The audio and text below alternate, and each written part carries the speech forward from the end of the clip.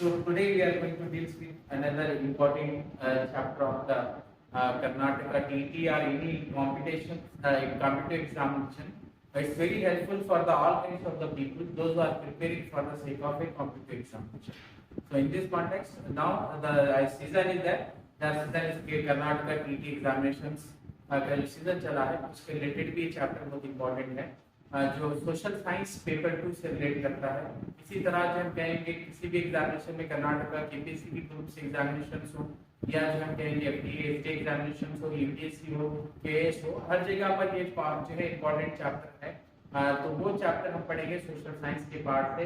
Political part ये कहेंगे civics जिसको कहते हैं वहां से पढ़ना है। So the important chapter is that is called as the Indian constitution. Indian Constitution. In other words, it's called the our Constitution भी हम पढ़ते हैं Indian Constitution या our Constitution।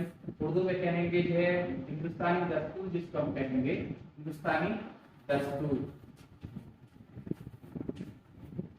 So Hindustani Dastur are a constitution. So before going on this, it's necessary for me to know about the definition. If you go to the definition or the meaning of the constitution, a set of rules and regulations that administrate or regulate a state. यानी जो है उसूल ज़वाबित का ऐसा मजमूआ जो रियासत कहें या हुकूमत कहें या मुल्क चलाने के लिए जो है साजगार होता हो, उसे क्या कहते हैं? दस्तूर कहते हैं। तो हिंदुस्तान के भी दस्तूर है, इंडिया कॉन्स्टिट्यूशन जो कहते हैं। Indian constitution is considered the largest constitution in the world, bulkiest constitution in the world, elephantary constitution in the world. Reason why? Because due to the various kind of the caste, religion, race, religion and caste है, जिसकी वजह से हमारे पास हिंदुस्तानी दस्तूर कुछ है। कहते हैं कि हाथी नुमाज कहेंगे, दस्तूर कहेंगे, या दुनिया का सबसे जो वसी तरीन दस्तूर कहेंगे, दुनिया का सबसे बड़ा दस्तूर कहेंगे। तो ये अलग अलग जो है नामों से याद किया जाता है हिंदुस्तानी दस्तूर को। तो हिंदुस्तानी दस्तूर का जो नेचर है वो ये है कि हिंदुस्तानी दस्तूर का और एक ये कि रिटन कॉन्स्टिट्यूशन है। हम जब उसके आगे जो है फवाद के खसूसियात के फीचर्स या कैरेक्टर्स पढ़ेंगे तो पढ़ेंगे। बिफोर दैट हमें ये जानना जरूरी है कि बैकग्राउंड ऑफ इंडियन कॉन्स्टिट्यूशन, जिसको हम कहेंगे बैकग्राउंड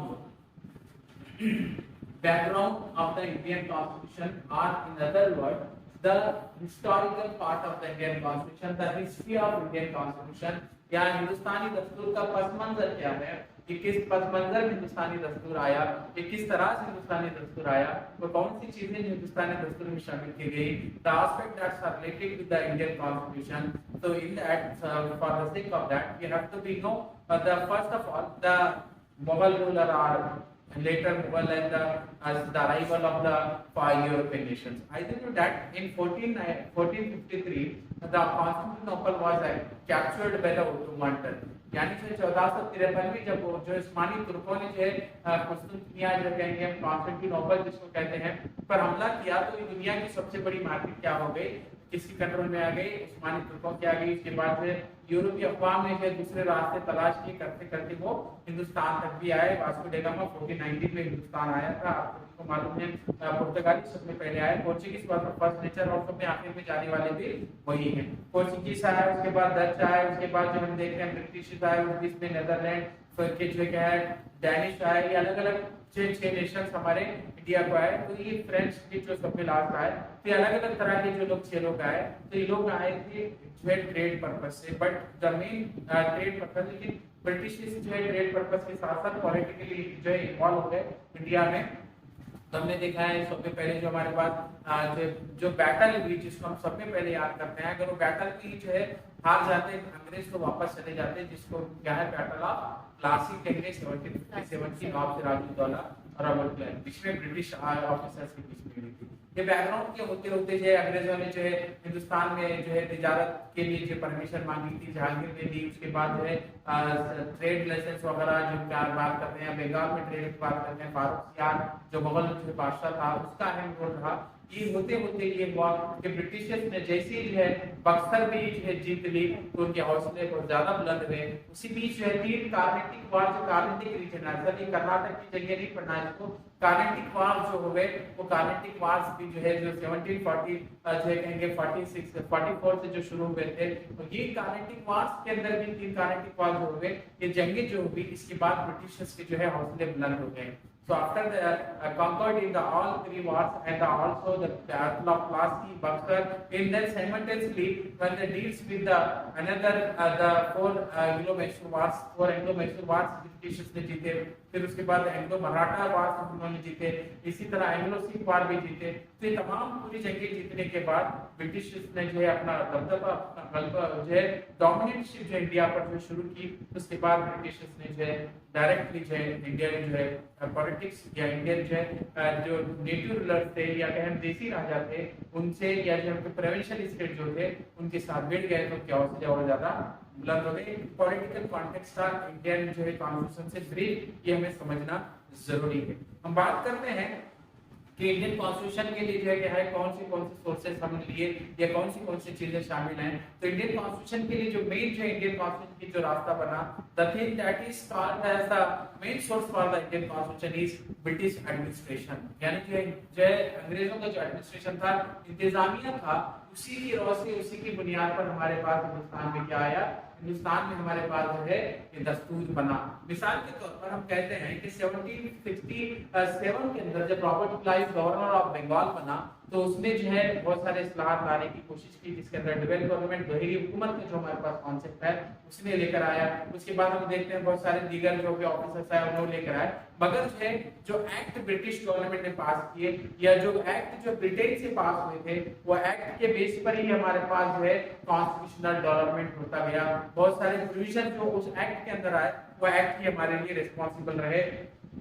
तो ये ब्रिटिश एक्ट जो है हमारे पास सबसे पहले आते हैं। ब्रिटिश एक्ट या जो है अंग्रेजी हुकूमत के दौर के अंदर या अंग्रेजी इख्तियार के दौर में जो है जो एक्ट पास हुए थे, वो एक्ट जो है बहुत ही अहमियत के हामिल रहे हिंदुस्तानी दस्तूर में, के जो है कहेंगे दस्तूर की तामीर या दस्तूर बनाने के लिए।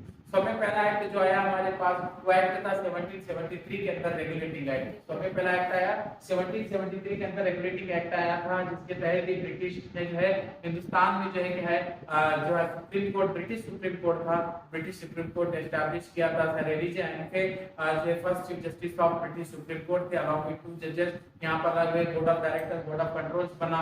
गवर्नर ऑफ बंगाल इस तरह से गवर्नर जनरल का पोस्ट यहाँ पर किया गया। लॉर्ड जो है क्या हम हेस्टिंग वगैरह जो है अलग अलग तरह के लोग ये जो है गवर्नमेंट बनते गए। तो ये जो हम ये पूरा कॉन्टेक्स्ट होने के बाद हम और एक एक्ट जो है हमारे पास 1784 के अंदर और एक एक्ट आया। वो एक्ट का नाम था पिट्स इंडिया एक्ट, जिसको कहेंगे जो विलियम पिट्स ने दिया था। उसके बाद जो है ये 1773 का पहला रेगुलेटिंग एक्ट हुआ। 1773 रेगुलेटिंग एक्ट हुआ, रेगुलेटिंग एक्ट। उसके बाद आया हमारे पास 1784 पिट्स इंडिया एक्ट।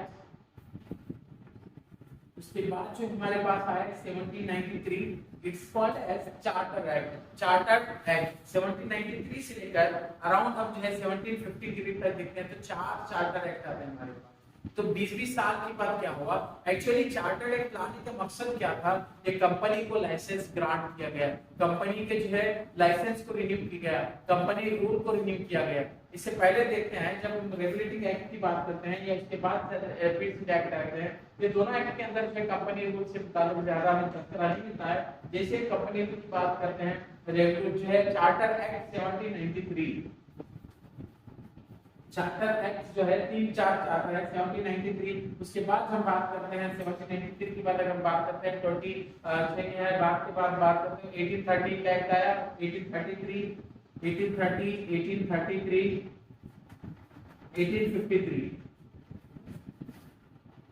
ये 4 जो है चार्टर एक्ट रहे, जिसमें जो है 80 साल तक जो है क्या किया गया, कंपनी के रोल को जो है एक्सटेंड किया गया। यानी जो है आने तक जो है ये 4 एक्ट जब हुए उसके बाद हम देखते हैं कि 1858 के अंदर जो है एक आया गवर्नमेंट ऑफ इंडिया एक्ट, जिसको हम जो है queen's proclamation of Indian Magna Carta का नाम भी बहुत सारे लोगों ने दिया है, जिसके अंदर क्या किया गया, कंपनी रूल को जो है खत्म किया गया था इसी एक्ट के अंदर। 1858 के एक्ट के अंदर ये 1858 का एक्ट कब आया, first war of Indian independence 1857 के बाद आया। तो एक्ट जो आया क्वींस प्रोक्लेमेशन जिसको हम कहते हैं, बहुत सारे वादे क्वीन एलिजाबेथ ने किए थे, बहुत सारी चीजें इस एक्ट में शामिल रही। तो इस एक्ट के अंदर भी जो चीजें थी वो भी बहुत हेल्पफुल रही इंडियन कॉन्स्टिट्यूशन के लिए। तो पहला गवर्नमेंट ऑफ इंडिया एक्ट 1858 में आया। तो इसके बाद देखते हैं इसी तरह जो हमारे पास दूसरे जो है 1861 के अंदर इंडियन कॉन्सुलेट एक्ट आया। कौन सा एक्ट आया, इंडियन काउंसिल एक्ट आया, काउंसिल एक्ट जिसको करार दिया गया। फिर हम बात करते हैं उसके बाद में 1893 को अलग अलग तरह के दूसरे एक्ट आने के बाद 1909 के अंदर जो एक्ट आया वो एक्ट था government of India act 1909। Government of India act 1909 जिसको कहा गया। गवर्नमेंट ऑफ इंडिया एक्ट 19 कब आया? 1905 के पार्टीशन ऑफ बंगाल के बाद आया, जिसको चैमफोर्ड मॉन्टेगो मिंटो मॉर्ले रिफॉर्म्स कहते हैं। इसको 1909 के जो है 1909 का जो एक्ट है इसको मिंटो मॉर्ले इस्लाहात का नाम भी दिया गया, मिंटो मॉर्ले रिफॉर्म्स भी कहते हैं। तो इसके अंदर भी बहुत सारी चीजें यहाँ पर आई गई। इसको कम्युनल अवार्ड भी कहा गया क्योंकि इस एक्ट के अंदर जो है separate constituencies for the Hindu and Muslim का तस्करा भी यहाँ मिलता है। ये एक्चुअली ये एक्ट डील करता है हमारे पास ईस्ट बंगाल और वेस्ट बंगाल से। तो ईस्ट बंगाल कौन सा एरिया है? आज ईस्ट बंगाल किसको कहेंगे? वेस्ट बंगाल तो हमारे पास है जहां पर जो है सीएम जो है दीदी ममता बनर्जी है। अब ईस्ट बंगाल कहाँ? ईस्ट बंगाल जो है बंगाल जब था तो अखंड बंगाल अलग होकर के 1905 में जो है बंगाल के दो बंटवारे हुए, ईस्ट बंगाल और वेस्ट बंगाल किया गया। उसके बाद मुस्लिम कॉन्स्टिट्यूएंसी, हिंदू कॉन्स्टिट्यूएंसी बने। फिर 1911 में जो क्या है पार्टीशन ऑफ बंगाल वापस लिया गया। 1905 में बंगाल डिवाइड हुआ, 1911 में फिर बिल वापस लिया गया था। फिर 1971 के करीब करीब जो है फिर जो है ईस्ट बंगाल अलग होकर बांग्लादेश बना। आज का मौजूदा बांग्लादेश क्या है? वो ईस्ट क्या है? बंगाल है, जिसको हम ईस्ट पाकिस्तान भी कहते हैं। क्या कहते हैं? ईस्ट पाकिस्तान को भी नाम दिया है लोगों ने। तो ये यहाँ पर थे। उसके बाद जो है 1919 का और एक एक्ट आया government of India act 1919। Government of India act 1919 this act is considered the local self government act. इसके अंदर इस एक्ट के अंदर जो है लोकल सेल्फ गवर्नमेंट से फॉलो बहुत सारी चीजें लाई गई। उसके बाद जो है government of India act 1935। Government of India 1935 ये एक्ट के अंदर क्या है? यहाँ पर प्रोविंशियल जो है गवर्नमेंट और सेंट्रल एग्जीक्यूटिव या सेंट्रल लेजिस्लेचर का कॉन्सेप्ट यहाँ पर हमारे पास आता है। और इसके साथ ही जो 1935 का जो एक्ट है इसके अंदर फेडरलिज्म का कॉन्सेप्ट भी हमारे पास आता है। Federalism division of power between the state and the central government is called as the यहाँ पर इंडिया के जो फेडरलिज्म है वो किस तरह का मैं आगे बताऊंगा। ये गवर्नमेंट ऑफ इंडिया 1935 आया। इसी के साथ जो हम देखते हैं कि जो है 1946 के अंदर आया cabinet mission plan. Cabinet mission plan कौन सा प्लान आया? कैबिनेट मिशन प्लान आया। उसी से पहले जो है 1934 के अंदर जो है एक डिमांड आई थी इंडिया के लिए जो है क्या एक स्टेबल गवर्नमेंट देने की। तो उस टाइम पे जो 1934 के अंदर सबसे पहले जो है कॉन्सेप्ट को दिया गया था, वो कॉन्सेप्ट था कॉन्स्टिट्यूएंट असेंबली। कौन सी असेंबली? Constituent assembly. तो कॉन्स्टिट्यूएंट असेंबली का जो सबसे पहले कॉन्सेप्ट दिया था एम.एन. रॉय। किसने दिया था? 1934 में एम.एन. रॉय ने जो क्या दिया था, या राव बोलते जिसको, एम.एन. रॉय ने दिया था। सबसे पहले कॉन्स्टिट्यूएंट असेंबली का कॉन्सेप्ट। ये सवाल पूछ सकता है सबसे पहले कॉन्स्टिट्यूएंट असेंबली का जो है किसने दिया था नजरिया? किसने दिया था सबसे पहले? एम.एन. रॉय ने जो क्या मालूम है कॉन्स्टिट्यूएंट असेंबली का सबसे पहले जो क्या है नजरिया दिया था एम.एन. रॉय ने। तो यहाँ पर ये चीजें होने के बाद जो है 1946 का क्या है कैबिनेट मिशन प्लान आया। उसके बाद 1947 के अंदर इंडिया एंड पाकिस्तान जो क्या बना, इंडियन पाकिस्तान पार्टीशन में हुआ। तो इससे पहले जो क्या मालूम है 1939 के अंदर भी बहुत सारी चीजें हुई। ये तमाम चीजें चल रही थी। चीजें आई कैसे? तो इंडियन कॉन्स्टिट्यूशनल डेवलपमेंट की हम बात करते हैं तो हमारे पास जो है 1919 के अंदर जब आया गवर्नमेंट ऑफ इंडिया तो गवर्नमेंट ने प्रॉमिस किया कि हम 10 ईयर के बाद एक कमीशन बिठाएंगे जो इसके ड्रॉबैक्स या जो भी इंडियंस की डिमांड होगी उसको पूरा करेंगे।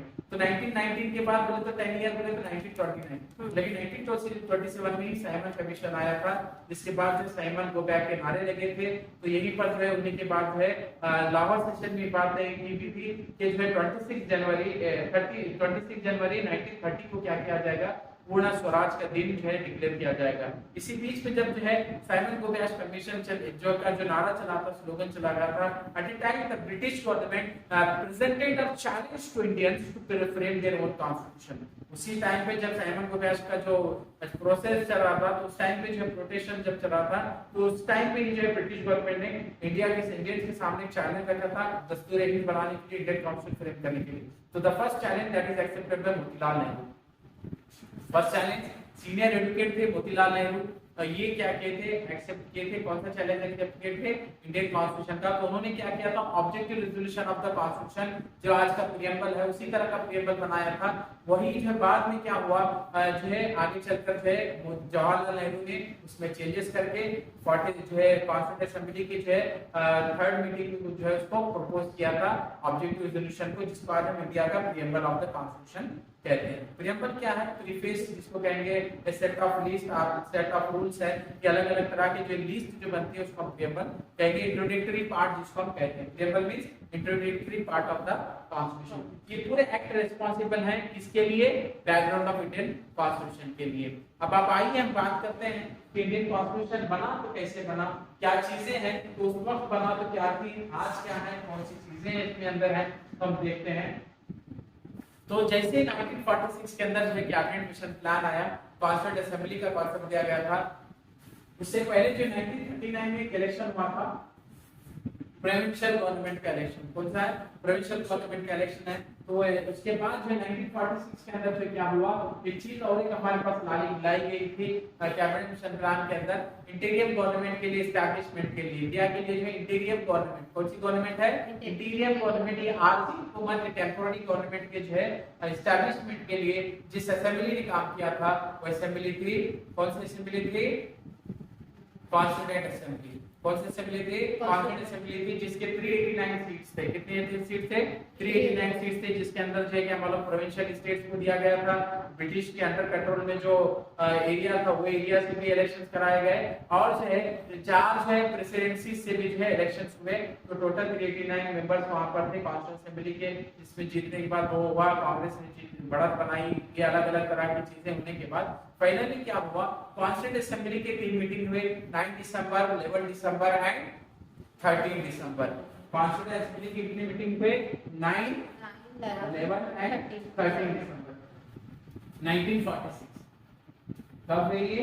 1946 में। उससे पहले मई वगैरह में कुछ इलेक्शन में थे, जुलाई मई में इलेक्शन का, जुलाई में प्रोसीजर इलेक्शन का हुआ था, कमेटी इलेक्शन हुआ था। ये प्रोसेस जो चला, इसमें मुताबिक क्वेश्चन नहीं आए। तो उसके बाद हम देखते हैं क्या हुआ। जैसे कि 3 मीटिंग्स हुए, तो फर्स्ट जो है टेम्पोररी प्रेसिडेंट ऑफ इंडिया को चुना गया। फर्स्ट जो है कहेंगे at level of law the first temporary president of India, a temporary president of interim government to charge who was temporary chairman of the constituent assembly, जो है Sachchidananda, doctor Sachchidananda Sinha. Sachchidananda Sinha he was the first temporary chairman of the interim government. उसके बाद जो interim government के permanent chairman के तौर पर second meeting के अंदर कॉन्स्टिट्यूएंट असेंबली की चुना गया। इसको डॉक्टर बाबू राजेंद्र प्रसाद। इसको बाबू राजेंद्र प्रसाद को उसी मीटिंग में जो है हमारे जो है नेहरू को लीडर ऑफ द हाउस चुना गया। उसके बाद नेहरू ने जो है क्या है leader of the government, majority है। उसके बाद नेहरू ने जो है इंडियन कॉन्स्टिट्यूशन का ऑब्जेक्टिव रेजोल्यूशन दिया, यानी इंडियन कॉन्स्टिट्यूशन में कौन सी चीजें होनी चाहिए वो चीजें का जो है ऑब्जेक्टिव रेजोल्यूशन किसने दिया? जवाहरलाल नेहरू ने। फर्स्ट टाइम किसने लाया था? मोतीलाल नेहरू ने, जिसको ब्रिटिश गवर्नमेंट ने रिजेक्ट किया था। वो अलग है, हिस्ट्री का पार्ट है, इंडियन कॉन्स्टिट्यूशन के बैकग्राउंड में भी चीजें देखेंगे। तो उसके बाद हम जब देखते हैं कि जो है the constituent assembly form the 22 committees. कितने कमिटीज बने थे? 22 कमेटी बनाए गए, जिसके अंदर 8 मेजर कमिटीज थे। कितने थे? 8 मेजर कमिटीज थे।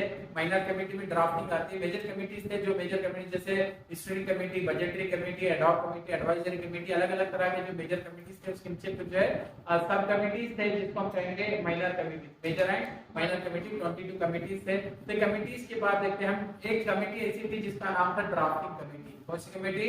ड्राफ्टिंग कमेटी, जिसके अंदर जो है कि हमारे में गोपाल स्वामी, इसी तरह के एम मुंशी, सादतुल्ला, अलग अलग तरह के 7 मेंबर जो है कि हमारे कृष्णमाचारी, ये 7 मेंबर जो है कि हमारे में डॉक्टर बी आर अम्बेडकर की लीडरशिप में 7 मेंबर से काम किए। बाद में 2 मेंबर्स को रिप्लेस किया गया था उनकी दीगर जो है वजूहात की बिना पर। तो ये मेंबर्स है कि हमारे में टीडी कृष्णमाचारी हो या सादतुल्ला हो या मुंशी हो, ये तमाम मेंबर्स ने क्या किया, गोपाल स्वामी हो, ये पूरे मेंबर्स ने मिलकर जो है इंडियन कॉन्स्टिट्यूशन को ड्राफ्ट किया, इंडियन कॉन्स्टिट्यूशन को बनाया। तो बनाने के लिए जो है जो वक्त लगा 2 साल 11 महीने 18 दिन। तो इंडियन कॉन्स्टिट्यूशन को बनने के लिए कितना दिन लगा? 2 साल 11 महीने 18 दिन। 2 साल 11 महीने 18 दिन, तो करीब करीब कितने साल? 3 साल के लिए 12 दिन जो है कुछ कम थे। तो 2 साल 11 महीने 18 दिन का जो टाइम लिया, किसने लिया? ड्राफ्टिंग कमेटी ने। Under the supervision of which committee?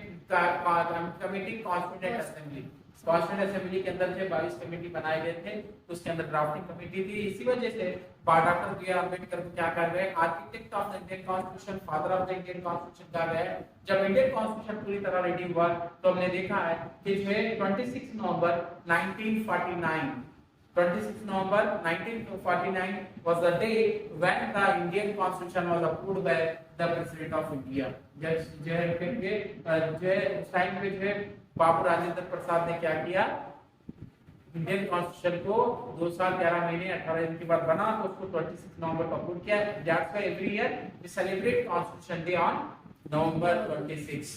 कब मनाते हैं हिंदुस्तानी दस्तूर का दिन? नवंबर 26 को जो है मनाते हैं। होने के बाद आफ्टर दैट 1 ईयर के बाद जो है 26 जनवरी 1950 को क्या हुआ, इंडियन रिपब्लिक या इंडियन जो है रिपब्लिक डे के दिन जो है इंडियन कॉन्स्टिट्यूशन रेगुलराइज हुआ, coming to existence, coming to implement, coming to force का ये जो है जारी हुआ, लागू हुआ। होने के बाद अब देखते हैं कि हिंदुस्तानी दस्तूर में जो है कौन कौन सी चीजें कहां से शामिल की गई। सबसे पहले हम बात करते हैं पार्लियामेंट्री फॉर्म ऑफ गवर्नमेंट, इनके से हमने लिया। पार्लियामानी तर्ज की हुकूमत जिसको हम कहते हैं, इनके से हमने लिया। फंडामेंटल राइट्स है हमने जो अमेरिका से उठाए, अमेरिका ने जो है बिल ऑफ राइट्स जो है कहां से था, ब्रिटेन का था, उसके पैटर्न पे राइट्स बनाए थे, तो हमने जो है वो फंडामेंटल राइट्स का कॉन्सेप्ट कहां से उठाया, अमेरिका से उठाया। इससे पहले इससे हटकर हम बात करते हैं जो डीपीएस भी कहेंगे, directive principle of state policy जिसको कहेंगे, हुकूमत के लिए रहनुमाएं उसूल जिसको हम कहते हैं, या उसूल अलग अलग तरह के हैं जो part 4 of the Indian constitution है। तो ये कहां से उठाया, ये हमने इंग्लिश कॉन्स्टिट्यूशन से लिए। प्रोसीजर ऑफ लॉ है अफ्रीकन कॉन्स्टिट्यूशन से लिए, ट्रेड एंड कॉमर्स का हमने लिया, ऑस्ट्रेलियन कॉन्स्टिट्यूशन से लिया। तो ये अलग अलग चीजें। इसी तरह जो इमरजेंसी प्रोविजन हमने German constitution, gamer constitution of the Germany से लिया। इसी तरह जो हमारे पास रशिया से हमने फंडामेंटल ड्यूटीज लिए। ये अलग अलग तरह के जो है हमारे फीचर्स हमने जो क्या किए, या जो अमेंडमेंट प्रोसीजर अफ्रीका से अलग अलग तरह के जो है तरमीमी जो इस्लाहात वगैरह है वो हमने भी जो है अफ्रीकन कॉन्स्टिट्यूशन से लिए।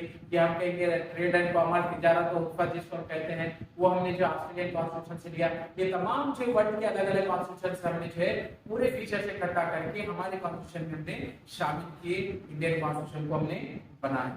इंडियन कॉन्स्टिट्यूशन जब बना 1950 में, हम 26 जनवरी 1950 की बात करते हैं, तो इंडियन कॉन्स्टिट्यूशन का जो नेचर था वो नेचर जो है क्या मतलब कहेंगे जो सावरिन जो है नेचर हमारे पास सावरिन कॉन्स्टिट्यूशन कहेंगे, सावरिन सोशलिस्ट कॉन्स्टिट्यूशन। उसके बाद सेक्युलर वगैरह वर्ड जो है हमारे पास बाद में ऐड किए गए। दूसरे जो है 42nd अमेंडमेंट के अंदर जो है दूसरे वर्ड सोशलिस्ट सेक्युलर वगैरह के अलग अलग वर्ड जो है ऐड किए। लेकिन बेसिकली इंडिया में जो सावरिन नेशन, सावरिन कॉन्स्टिट्यूशन था, कौन सा था, सावरिन कॉन्स्टिट्यूशन कहेंगे, एक आजादाना जो है जिसको कहेंगे वो कॉन्स्टिट्यूशन हमारा था 1950 में। ये क्वेश्चन लास्ट ईयर 2020 के कुछ आईएएस एग्जामिनेशन में पूछा है, 21 के आईएएस एग्जामिनेशन में ये क्वेश्चन पूछा गया है, nature of the Indian constitution year 1950 बोल के पूछा है। तो होने के बाद हम देखते हैं कि इंडियन कॉन्स्टिट्यूशन में कौन कौन से जो है फीचर्स हैं। नेक्स्ट है फीचर्स ऑफ इंडियन कॉन्स्टिट्यूशन। ये तो समझ में आएगी पूरी चीजें। तो नेक्स्ट है फीचर्स ऑफ इंडियन कॉन्स्टिट्यूशन। सबसे पहले इंडियन कॉन्स्टिट्यूशन का फीचर ये है कि रिजिड कम फ्लेक्सिबल, क्या है, लचकदार है। कैसा इंडियन कॉन्स्टिट्यूशन, लचकदार है, जितना खींचो आप उतना खींचा जाएगा। उसके बाद हम उससे पहले एक और चीज मुझसे छूट गई, ये फीचर से पहले स्ट्रक्चर भी देखिए आप, structure of the Indian constitution. Feature से पहले एक स्ट्रक्चर देख लेते हैं। तो structure of the Indian constitution है, यहाँ पर जो है स्ट्रक्चर की अगर हम बात करते हैं तो structure of the Indian constitution हम बात करते हैं। तो यहाँ पर स्ट्रक्चर की जब बात करते हैं तो इंडियन कॉन्स्टिट्यूशन जब बना उस टाइम पे 395 ओरिजिनल आर्टिकल थे। कितने आर्टिकल थे, 395 ओरिजिनल आर्टिकल, और जो है यहाँ पर 8 शेड्यूल या स्केड्यूल कहेंगे या मरहले, और जो है यहाँ पर साथ ही जो 22 चैप्टर थे। उस टाइम पे कितने चैप्टर थे, 22 असबाब, 22 पार्ट, 22 चैप्टर थे उस टाइम पे जब इंडियन कॉन्स्टिट्यूशन बना। जब अमेंडमेंट आते गए, अलग अलग चेंजेस आते गए, तो एट प्रेजेंट हिंदुस्तान दस्तूर के अंदर 25 चैप्टर, कितने चैप्टर्स हैं, 25 चैप्टर्स हैं, 25 चैप्टर हैं, 25 असबाब हैं। इसी तरह 12 मरहले शामिल हैं जिसको शेड्यूल स्केड्यूल कहते हैं। और जो है 395 ओरिजिनल आर्टिकल है ही है, 478 के करीब जो क्या है एक्सटेंडेड आर्टिकल। कौन से आर्टिकल हैं, एक्सटेंडेड आर्टिकल हैं। और हिंदुस्तानी दस्तूर में अब तक की बात करते हैं तो हमारे पास एट प्रेजेंट जो है मालूम है 105 अमेंडमेंट। कितने अमेंडमेंट है, 5 amendment means to making a change in the law procedure. तो 3 तरह का अमेंडमेंट प्रोसीजर है, simple majority, special majority, special majority with along with state concern. यानी जो है क्या मालूम है अलग अलग तरह के तरमीमी जो है इस्लाहतें हिंदुस्तानी दस्तूर को बदलना हो तो 3 तरीक़ेकार से हम बदलते हैं। और वो जो बदलने की नोयत है वो दैट लॉ कानून जो जिस तरह का कानून उस हिसाब से हम जो है वो मैटर को अप्लाई करते हैं, वो फैक्टर को अप्लाई करते हैं। अगर सिंपल मेजॉरिटी वाला है कोई आम बात है तो उसको सिंपल मेजॉरिटी से, उसके बाद स्पेशल मेजॉरिटी रिक्वायर्ड तो special majority along with the half of the state concern, जिसके लिए होना है सिंपल मेजॉरिटी अलाउड जो है 210 इस तरह से मेंबर्स की अगर मेजॉरिटी मिलती है तो ओके। इसी तरह स्पेशल मेजॉरिटी अबाउट 273 हम कहते हैं। उसके बाद special majority along with state concern में 273 से अबाउट है क्या मेंबर्स अप्रूव भी करना और half of the state of the country should be approve. ये जो है कॉन्स्टिट्यूशन के अंदर अमेंडमेंट का, तो हम ये जो है चीजें याद रखें। ओरिजिनली 395 आर्टिकल एक्सटेंड आर्टिकल 478 के करीब अब 8% है। इसी तरह जो हमारे पास है 25 जो है क्या मालूम है शेड्यूल है 25 पार्ट है, शेड्यूल जो है क्या है 12 है। कितने हैं 12, पहले कितने थे 8। तीन चीजें याद रखना है। बात है फीचर्स की तरफ। इंडियन कॉन्स्टिट्यूशन का से ज्यादा rigid come flexible constitution, return constitution, lengthiest constitution of the world, lengthiest constitution of the world, elephantine constitution भी कहा गया है। तो उसके अंदर कौन कौन सी चीज शामिल है? तो फेडरलिज्म है हमारे पास, क्या है फेडरलिज्म है। यहाँ पर फेडरलिज्म का कॉन्सेप्ट हम कहेंगे division of power, the division of power, यानी जो है पावर इख्तिदार जो है मुंतकिली जिसको कहेंगे। इंडियन का फेडरलिज्म है प्योर फेडरल फॉर्म नहीं है, जिसको कहेंगे खासी फेडरलिज्म। क्या कहेंगे?